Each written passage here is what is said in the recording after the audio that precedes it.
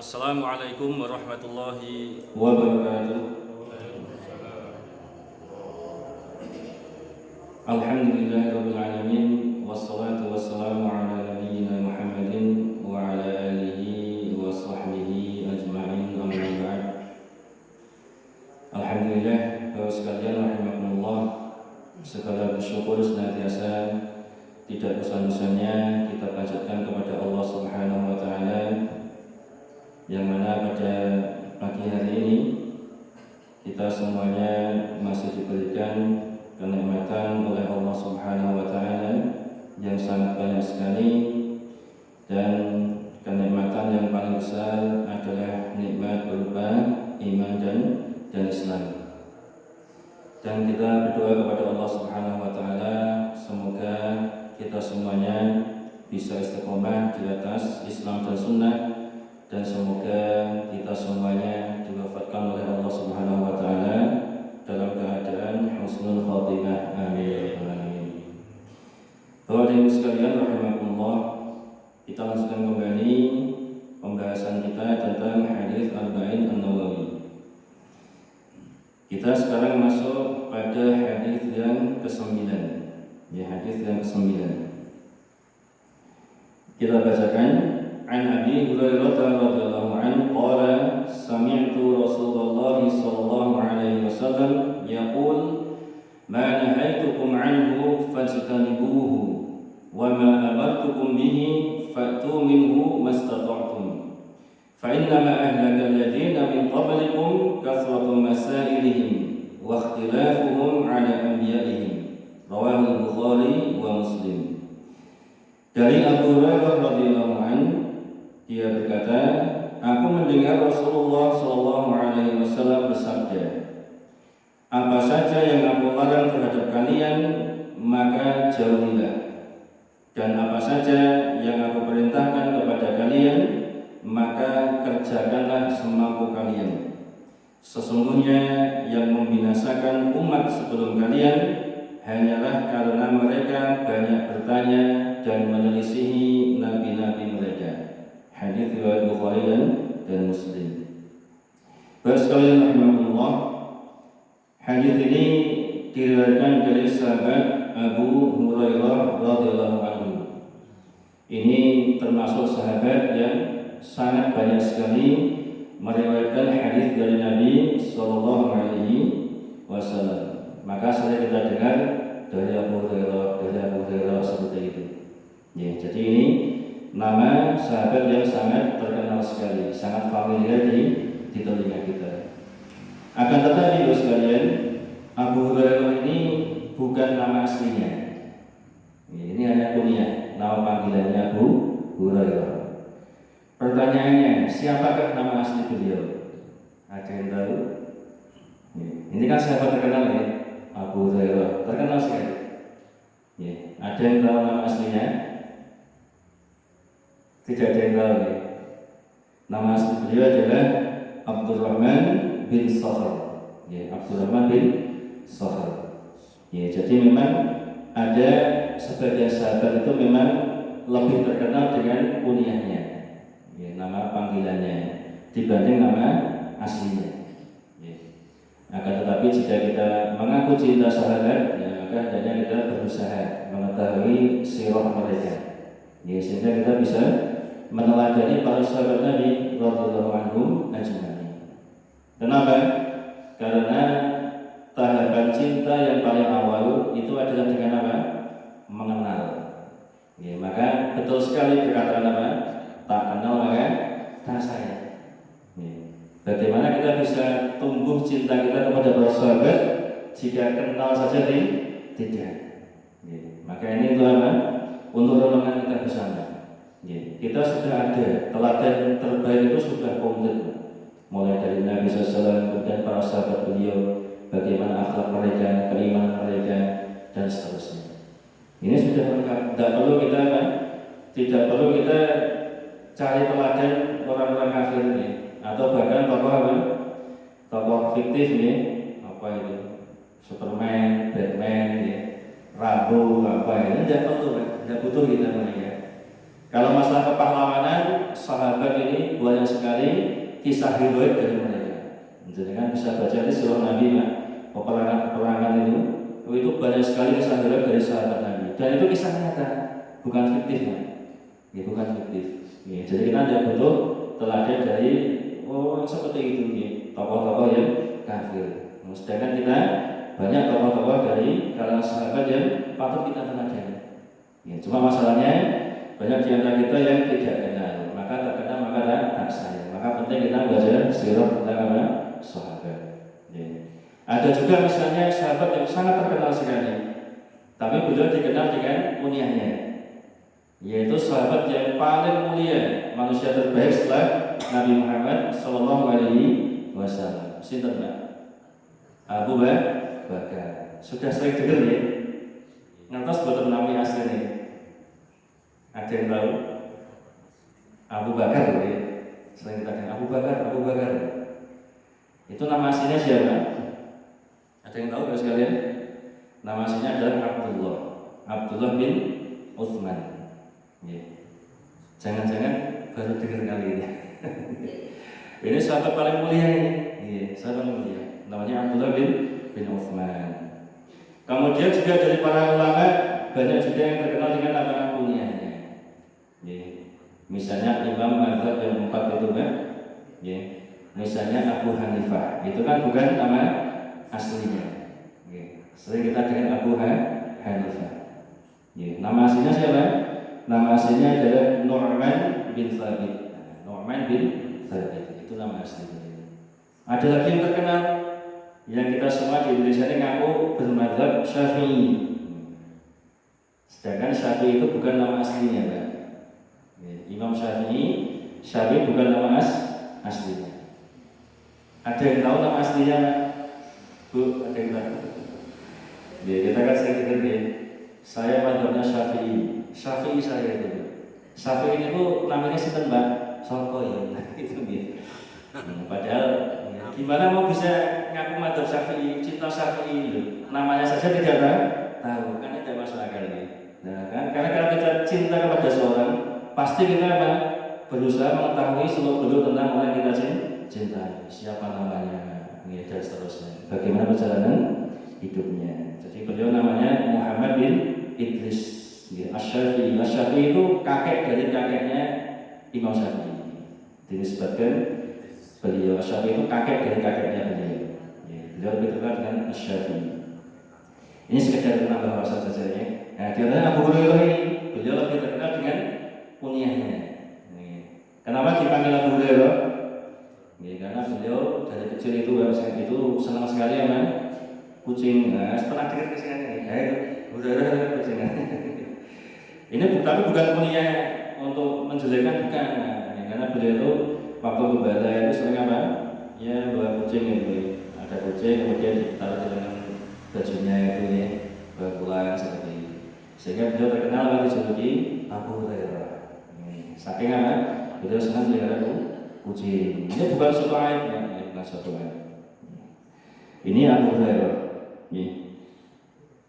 Beliau berkata bahwasanya aku mendengar Rasulullah bersabda, apa saja yang melanggar kalian maka jauhilah, dan apa saja yang aku perintahkan kepada kalian maka kerjakanlah semampu kalian. Sesungguhnya yang membinasakan umat sebelum kalian hanyalah karena mereka banyak bertanya dan menyisihi nabi-nabi mereka.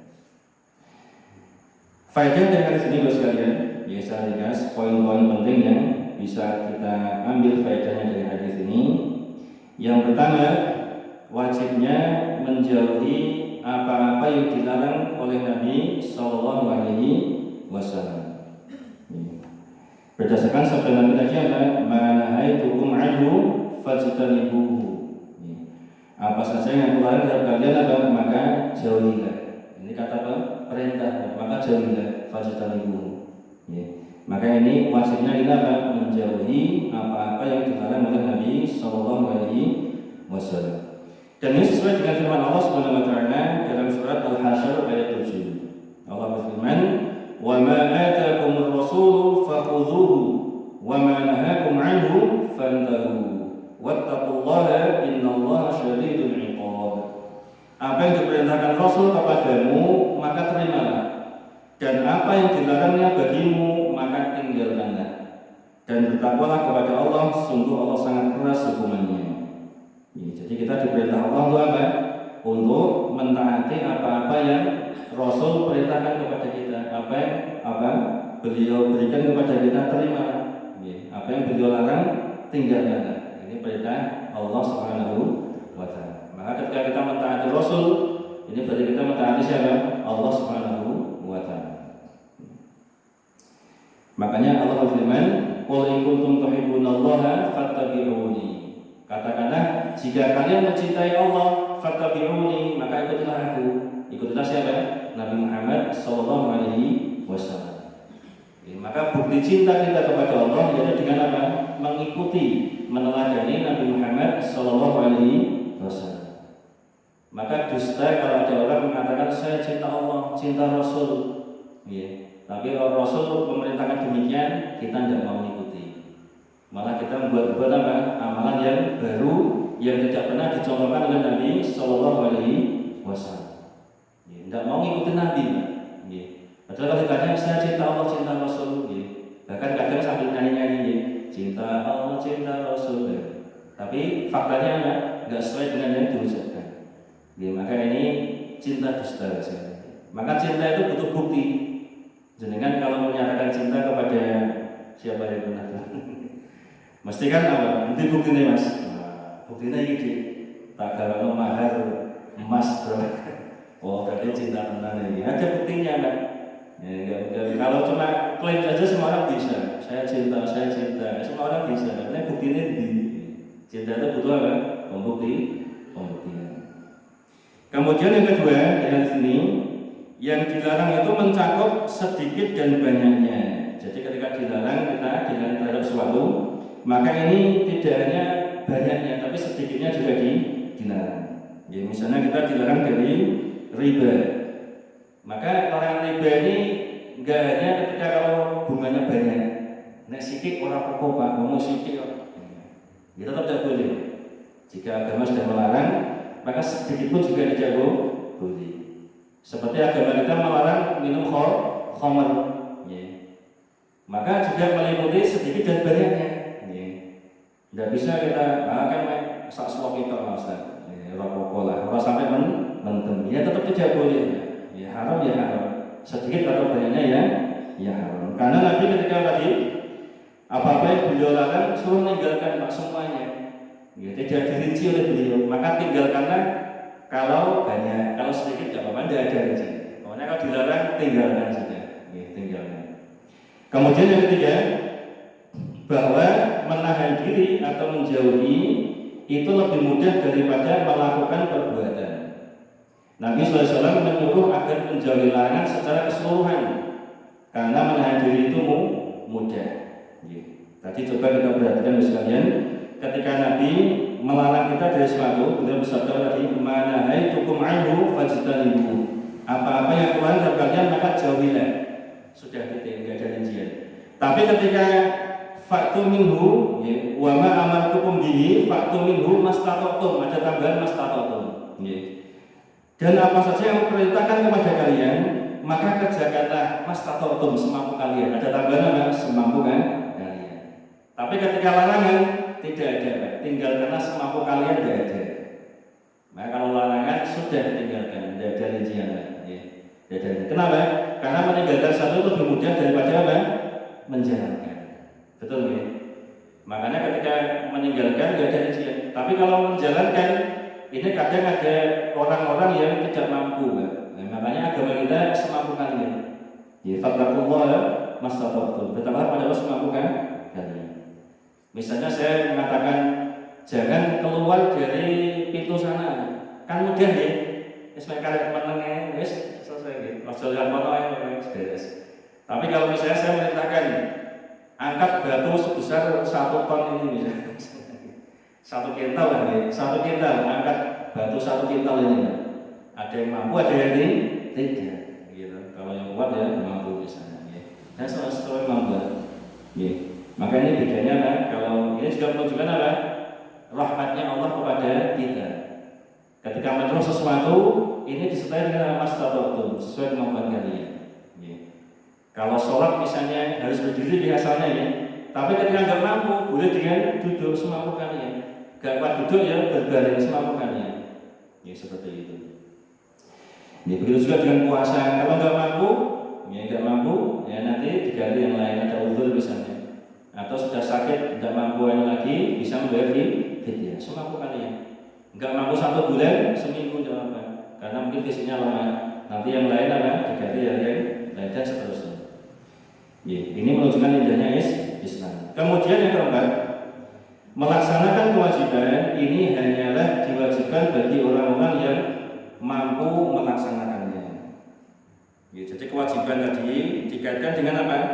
Kemampuan untuk melaksanakannya. Ya, beda dengan kalau larangan tadi.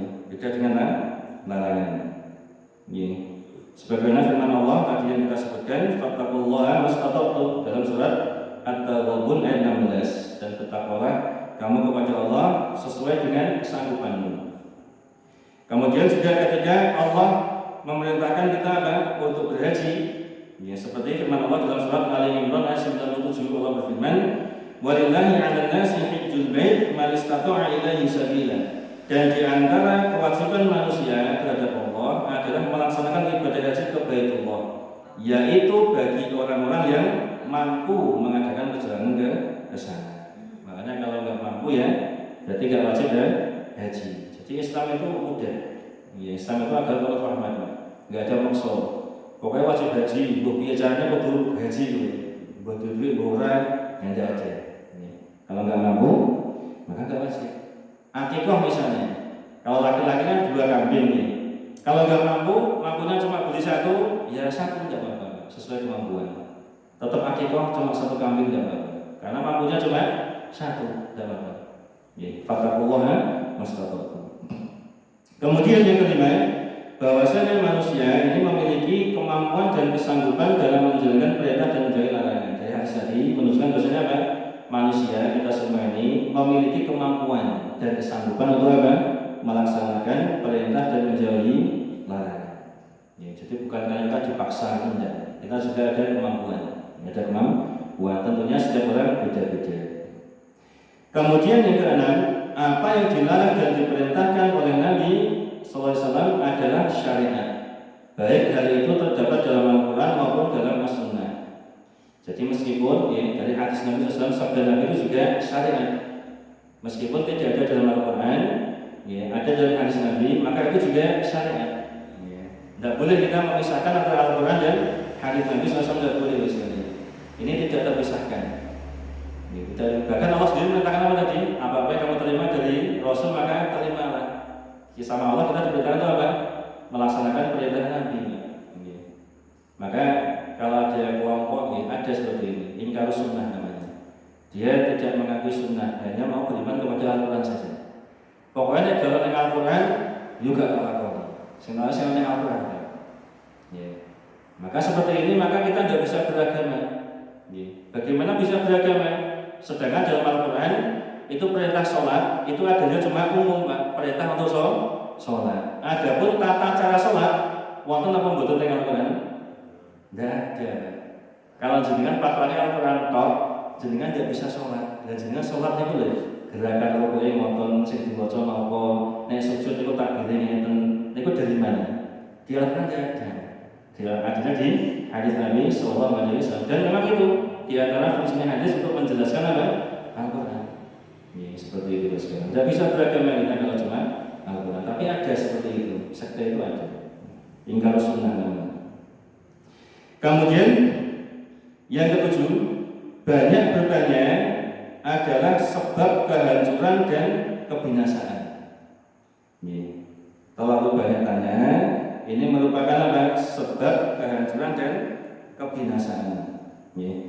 Jadi Bapak sekalian, jadi pertanyaan ini tidak umum Bapak sekalian. Ya, ini ada rinciannya. Ya, ada rinciannya. Kalau pertanyaan orang yang tidak tahu, dia bertanya tentang kewajiban agama yang terkait dengannya, ya, makanya boleh, bahkan diperintahkan. Seperti bertanya tentang apa? Cara wudhu yang benar, bertanya tentang cara sholat yang benar, bagaimana cara baca Quran yang benar, tentang puasa dan hukum-hukum yang lainnya. Maka ini justru diperintahkan. Ya. Allah berfirman dalam surat An-Nahl ayat 4, "Fas'alu ahla dzikri in kuntum la ta'lamun." Dan bertanyalah kepada orang-orang yang mempunyai pengetahuan, ahli ilmu, jika kalian tidak mengetahui. Suruh bertanya kita. Ya.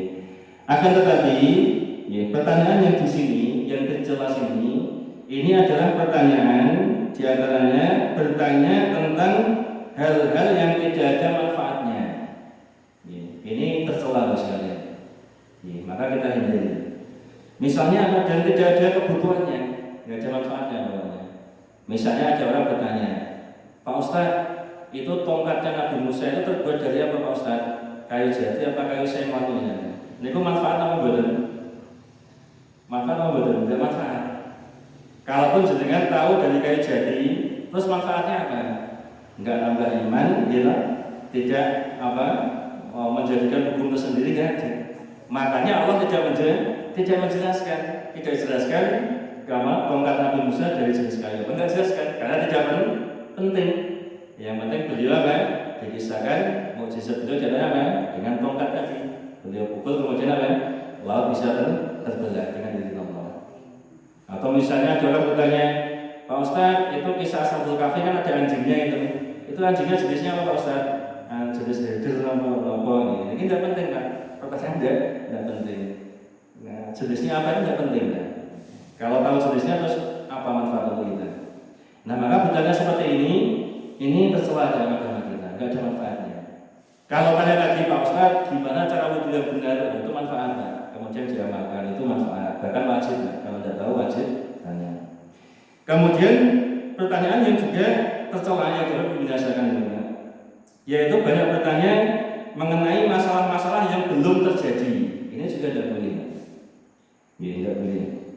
Bertanya tentang sesuatu yang belum terjadi. Apa contohnya? Misalnya, Pak Ustadz, bagaimana cara sholat di planet Jupiter? Jenengan apa nanti yang Jupiter Pak? Dereng nanti Pak Ustadz. Lalu semua takut cara sholat yang Jupiter itu apa? Manfaatnya apa? Lalu sampean sholatnya dari seorang bener. Kau takut apa? Iya yang pulau Jupiter itu, planet Jupiter itu sholatnya terus piye ya? Terus ngadepnya kabeh sebelah ndi? Ini pertanyaan yang tidak penting. Makanya para sahabat dan tabi'in tidak suka menanyakan peristiwa yang belum terjadi dan mereka tidak menjawabnya. Di antaranya Ibnu Umar radhiyallahu anhu beliau berkata, kalian jangan bertanya tentang sesuatu yang belum terjadi. Karena aku mendengar Umar bin Khattab melaknat orang yang bertanya tentang sesuatu yang belum terjadi. Jadi tanya tentang agama itu juga jangan aneh-aneh ya. Yang realitas saja. Yang penting bagi kita itu yang kita amalkan itu tentang sholat, tentang tadi itu manfaat. Gak usah tanya aneh-aneh ya. Gak usah tanya aneh-aneh. Sekedar ingin tahu itu tidak perlu. Makanya Zaid bin Thabit ini sahabat Nabi juga, radhiyallahu anhu, beliau pernah ditanya tentang sesuatu, maka ia mengatakan, sudahkah ini terjadi? Maka orang-orang mengatakan belum. Maka Zaid bin Thabit radhiyallahu anhu mengatakan, biarkan hal itu hingga terjadi. Es terjadi sih, mana es terjadi lagi takon. Nek terjadi orang usah takon gitu kalau bahasa kita. Kemudian Masruq rahimahullah taala beliau berkata, aku bertanya sesuatu kepada Ubay bin Ka'ab radhiyallahu anhu. Ubay bin Ka'ab ini sahabat. Masruq ini tabi'in. Aku bertanya kepada Ubay bin Ka'ab, kemudian ia berkata, apakah sebelumnya hal tersebut sudah terjadi? Maka aku menjawab belum. Maka Ubay bin Ka'ab mengatakan, biarkan kami hingga hal tersebut terjadi. Jika hal tersebut benar-benar terjadi, maka kami akan berijtihad mengeluarkan pendapat kami untukmu. Nes lakon lagi lakon. Terus saya akan berijtihad mengambil kesimpulan hukumnya bagaimana. Kalau belum terjadi, tidak usah tanya. Kemudian yang selanjutnya, umat-umat terdahulu dibinasakan karena mereka banyak bertanya dengan sebab mereka menentang Nabi mereka. Jadi tadi apa? Bertanya tidak bermanfaat. Atau bertanya tentang sesuatu yang gaib. yang nggak mungkin kita tahu, yang hanya Allah tahu hikmahnya. Kenapa kok dirahasiakan? Misalnya, kapan terjadinya hari kiamat? Ya. Ini kalau orang bertanya seperti ini, nggak penting, Mbak. Ya. Karena ada hikmah tersembunyi di baliknya. Kenapa kok pada hari kiamat itu disembunyikan kapan waktunya? Karena kalau orang kita tahu, Pak, kapan hari kiamat, nanti kita akan apa? Oh, jebule saya sulit kiamat. Ya, engkau ibadahnya ini sejak kiamat. Ya. Makanya Allah menyembunyikan, tidak ada yang tahu. Malaikat Jibril tidak tahu, Nabi Muhammad tidak tahu. Maka tidak ada manfaat kita tanya, Pak. Yang penting bagi kita itu apa? Apa yang sudah kita persiapkan untuk apa? Hari ini kiamat, itu yang penting, Pak. Kalau kapan terjadinya, nggak ada yang tahu. Ya, hanya Allah yang tahu. Tidak penting, Pak. Tanya tentang roh, ya, tentang rahasia takdir dan sebagainya. Ini sesuatu yang tidak penting, ya, satu yang ghaib. Kemudian juga diantaranya bertanya tentang pertanyaan yang sifatnya memaksa dan menyusahkan, ya, memaksa dan menyusahkan dan mengada-ngada, ya, sehingga jawabannya itu kadang semakin sulit untuk diamalkan, ya, sebagaimana dulu kisahnya Bani Israil, ya, dalam surat Al-Baqarah, ya, surat Al-Baqarah ayat 67, ya, 67 sampai 73, nanti bisa dibaca. Kisah tentang apa itu? Bani Israil, ya, ada yang terbunuh, kemudian apa? Ini siapa yang membunuhnya? Kemudian bertanya kepada Nabi Musa alaihissalam. Kemudian Nabi Musa suruh apa? Menyembelih sapi betina. Sebenarnya Bapak sekalian, ketika Nabi Musa alaihissalam mengatakan, ya, sembelihlah seekor sapi betina. Allah menyuruh kalian untuk menyembelih seekor sapi betina. Ya, ketika sebenarnya kalau mereka langsung melaksanakan itu selesai. Ya, pokoknya sapi betina dibeleh selesai. Tapi Bani Israil ini kakek takon, Pak. Kakek takon. Mereka berkata, mohonlah kepada Tuhanmu untuk kami agar Dia menjelaskan kepada kami tentang sapi betina itu. Ya, takon sapi betina sing piye gitu. Maka Allah berfirman bahwa sapi betina itu tidak tua dan tidak muda. Tambahannya apa? Tidak tua dan tidak muda. Tetapi pertengahan antara itu. Maka kerjakanlah apa yang diperintahkan kepadamu, wis kerja lakonono. Nggih. Tapi masih tanya lagi Bani Israil. Nggih. Mereka berkata, mohonlah kepada Tuhanmu untuk kami agar Dia menjelaskan kepada kami apa warnanya, takut warnanya. Jadi ini memberatkan diri mereka sendiri. Kakek takut akhirnya tambah angin. Apa warnanya? Maka Musa menjawab, Allah berfirman bahwa sapi betina itu adalah sapi betina yang kuning tua warnanya, yang menyenangkan orang-orang memandangnya.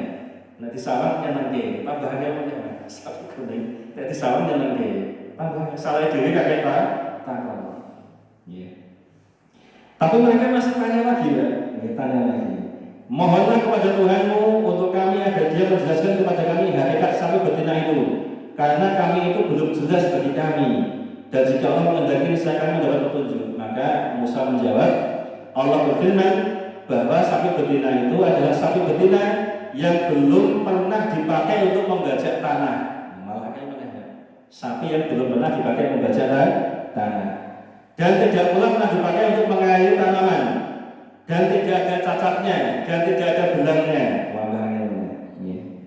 Mereka berkata, sekarang barulah engkau menerangkan hakikat sapi betina yang sebenarnya. Kemudian mereka menyembelihnya dan hampir saja mereka tidak melaksanakannya. Nah, karena semakin sulit, Pak, hampir mereka tidak mendapatkan sapi kayak tadi. Ya, maka seperti ini yang tercela. Ya, makanya jangan apa? Kebanyakan apa? Tanya. Maksudnya tanya yang tidak apa? Tidak manfaat. Kayak tadi soal tadi, kakek takon. Sebenarnya mereka enggan melaksanakan perintah Nabi Musa alaihissalam. Kemudian selanjutnya di dalam hadis ini terdapat isyarat tentang ditekankannya menyibukkan diri dengan perkara-perkara yang penting, yang bermanfaat, yang dibutuhkan dengan segera. Ya, maka hendaknya sekalian di hadis ini hendaknya kita itu apa? Diperintahkan untuk mengamalkan sesuatu yang bermanfaat. Tanya yang bermanfaat tujuannya untuk apa? Kita amalkan. Ya. Tidak untuk sekedar apa? Penasaran tadi, aku penasaran. Jadi tongkatnya Nabi Musa ini saka kayu apa to? Hanya untuk penasaran saja. Nggih. Tidak bisa diamalkan, tidak bisa tambah iman, ya enggak manfaat pertanyaannya. Beda kalau Pak, cara sholat yang benar gimana? posisi rukuk yang benar seperti apa Ustaz? Nah, itu manfaat. Setelah dikasih tahu, dipraktekkan manfaatnya. Maka hendaknya kita kan, dan ini juga menunjukkan bahasanya mempelajari dan dalam ilmu agama ini terpuji jika niatnya untuk diamalkan, bukan hanya untuk apa? Wawasan saja, apalagi untuk apa? Bahan perdebatan. Ini tercela sekali. Maka kita luruskan ketika kita belajar agama, tujuan kita untuk apa? Untuk diamalkan, ya, bukan untuk diperdebatkan. Ya demikian secara ringkas ya penjelasan dari hadis ini. Ya, meskipun ringkas, semoga bisa memahamkan kita ya secara umum ya. Karena kalau kita rinci banyak sekali penjelasannya. Ya semoga manfaat. Mohon maaf jika ada salah dan kekurangan. Subhanallahumma bihamdika asyhadu an la ilaha illa anta astaghfiruka wa atubu ilaik. Assalamualaikum warahmatullahi wabarakatuh. Waalaikumsalam warahmatullahi wabarakatuh.